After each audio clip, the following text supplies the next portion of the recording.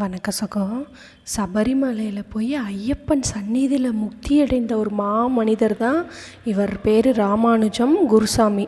சமயநல்லூரில் ஒரு ஐயப்பன் கோவில், ஐயப்பனுக்காக அவ்வளோ போராடி கோயிலே எழுப்பியிருக்காரு.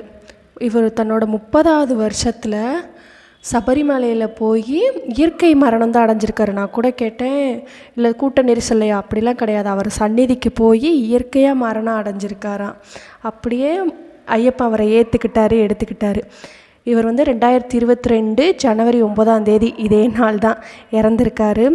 இப்போ 4 வருஷம் ஆயிடுச்சா. இன்றளவும் அவங்க ஊருக்கு கிளம்பும் போது, அதாவது மலைக்கு கிளம்பும் போது இவருக்குன்னு கும்பிட்டுட்டு இவர்கிட்ட ஆசீர்வாதம் வாங்கிட்டு தான் கிளம்புறாங்க. அப்படி அவரோட சீடர்களை வழி நடத்தியிருக்காராம். யார் காசு இல்லை அப்படின்லாம் இது பண்ண மாட்டாராம். காசை போட்டு பரட்டி வா சாமி நான் கூட்டு போகிறேன்னு ஒரு குருவுக்கு குருவாக இருந்து இப்போ அவரை எல்லோரும் கடவுள் மாதிரி பார்க்குறாங்க அங்கே.